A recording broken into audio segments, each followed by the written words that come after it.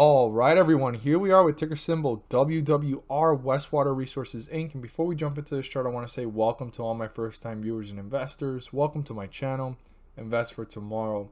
To all my subscribers, welcome back, and let's jump into this chart. So resistance was broken through, the 50-day moving average was broken through, reached up all the way up here to 474. It dipped to a low here of 406, and then it brought itself back up over the 50-day moving average and the resistance. And one thing that you could see here clearly is that it used the resistance finally as support, and it brought itself up to these new highs. Incredible run. This is why I like chart analysis. They show it and they speak for themselves, and it's the simplest and oldest way to analyze the movement of a stock, quiet down things, right? Not be caught up in all the noise. And you can clearly see that a support was finally formed, and from that point forward it just rode up. Obviously this is very full of variables. You don't know how much more it's going to run up or whatnot. You'll have to really pay close attention to volume, the inflow, the outflow, your 1 minute, your 15 minute, your 5 minute charts to see how that plays out over time. But the moment that support is formed, there's usually that run up, that momentum, and that rally that starts off getting the bulls to the next steps and the next resistance level. So super awesome to see that right there. Resistance was used as support. Let's go ahead and move this to their new locations. And this is going to be a very broad stretch. And when I say broad, because we're going to look at the second highest point before it fell and leveled off. And our support here is the lowest point before it got over the 50-day moving average, before it created a support at resistance and it ran up. So this is going to be really broad for every investor. So I'd pay very close attention to how this stock is doing. If it was to break through the highest point here before it fell, and also watch the behavior between that point and the 50-day moving average. So 458, I'd put it as the median number here in between resistance, 50-day moving average, and support. And then measure it between the 50-day moving average of 420. As long as we're above it, the bulls are in control. The moment we're below it, the bears are in control. And that number 458. That's very important. Between 420 and 458, watch the behavior because you're still in bullish territory, and use that as points of reference, as supports before waiting all the way down here. Now, if you can risk waiting all the way down here, if 406 gets broken through, I want to emphasize to all investors, the bears have accomplished two things. They broke through the 50-day moving average, getting back into bearish territory, and they broke through the lowest point before this bullish run. So 406 just means that we're now in bearish territory. This could be on its way to newer lows, and I'd pay very close attention to how quickly it got there and how quickly it's moving away from it, pulling itself further away from the 50-day moving average in a downward direction. But before even waiting till support, your first most important support level is 420, because that's what lets you know on what side of the chart we're in, if we're in bullish or bearish territory. Again, you have that happy medium over here at 458. It's currently at 490. And for the bulls to continue this run and continue the momentum, they need to break through this resistance. This resistance is super important. Their highest point was 510, but 508 is the highest point before it leveled off. 508 needs to be broken through by the bulls to continue to pull away from the 50-day moving average and reach newer resistance levels and newer highs.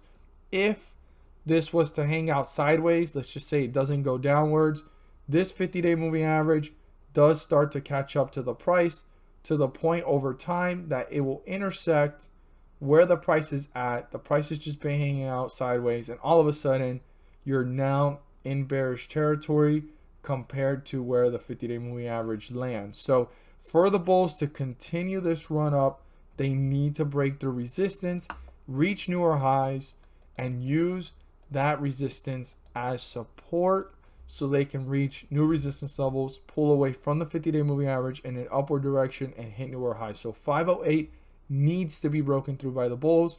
I want to emphasize that. and pay close attention to how that reacts as well.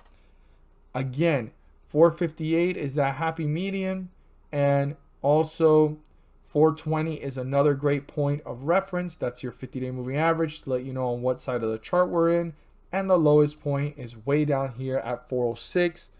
If the volatility was that high today and it runs back down that quick in this direction, that is a red flag of a lot of profit taking and a lot of uncertainty for this stock. So this will definitely show you if the bulls break through resistance and continue to run up. There is a lot more bulls feeling bullish about this, and there's an opportunity for this to continue to run.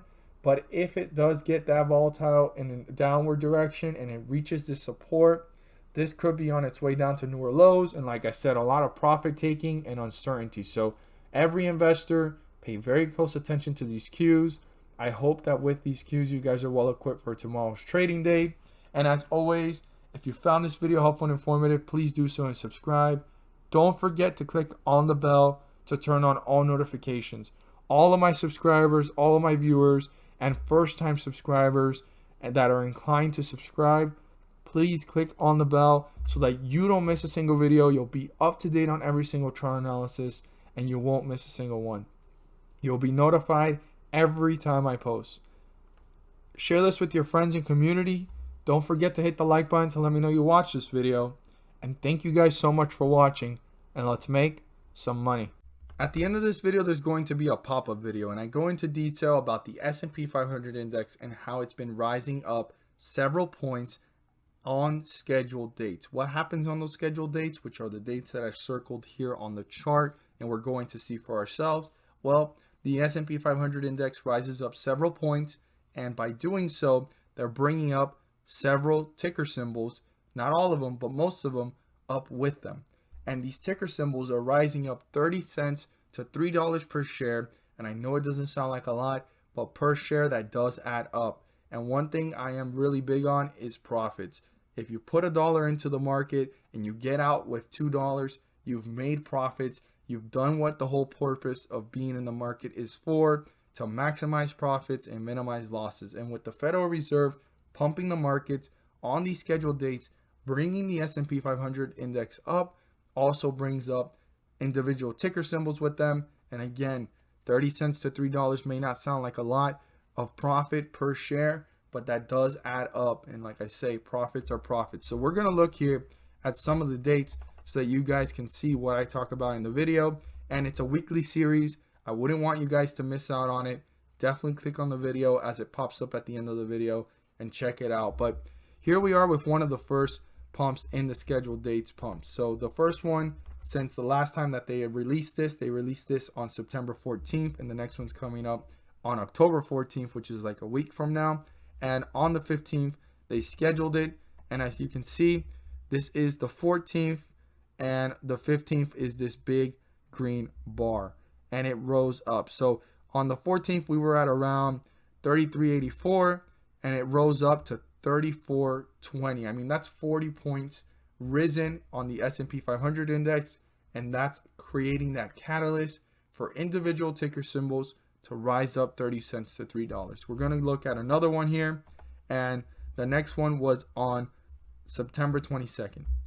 And here we are on the 21st after falling from that last pump, and the market had been falling, and you could see that there is volatility on every single day of the market before the dates of the pumps, but on the dates of the pumps are the days that the most green happens. For the most part, not every time, but for the most part.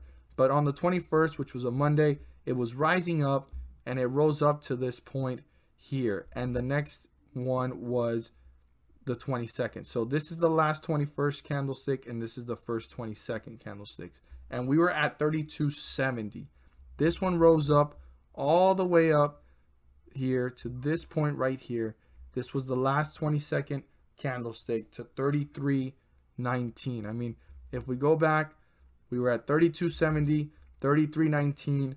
That's almost 50-point jump here for the S&P 500 index. And again, individual ticker symbols rose up with it, and it created that catalyst a little bit before the anticipation, and on that date it rose up.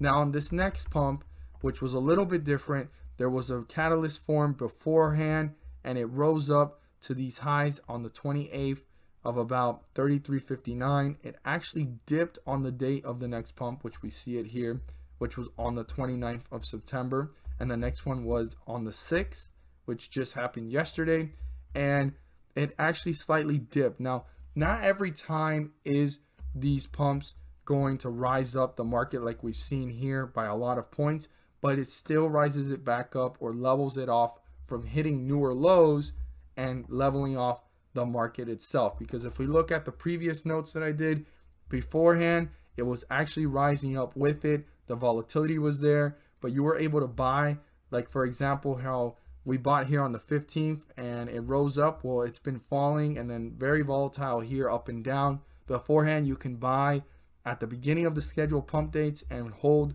a couple weeks and ride out several pumps, and you were going on your way up. But right now, even as the market's going down, it's a great opportunity to take advantage of the fact that the Federal Reserve is pumping the markets and there's an opportunity to make profits. So here we are on the 29th, and it fell to lows of 33.28 and it rose up to these highs here of 33.49. I know it doesn't sound like a lot, but that's still a 20-point jump after dipping and recovering, and then it continued to work its way up to newer highs. Now here on the 6th, which on the 5th it started to rise, it leveled off.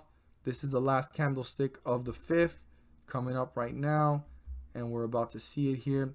Yes, this is the last candlestick of the 5th, and it rose up, and all the way to the last candlestick of the 6th, it rose up another 20 points. I mean, we're down here and it ended up around here. So right now, something I'm noticing is that these pumps are creating less of an effect on the market, but it's creating that upward direction from falling to newer lows, but it's still helping the market rise up. And even though the S&P 500 index is rising several points, there are individual ticker symbols rising up, like I said, 30 cents to $3. Check out the video. I go into more detail. I don't want you guys to miss out on this great information. Click on it, and thank you guys so much for watching, and let's make some money.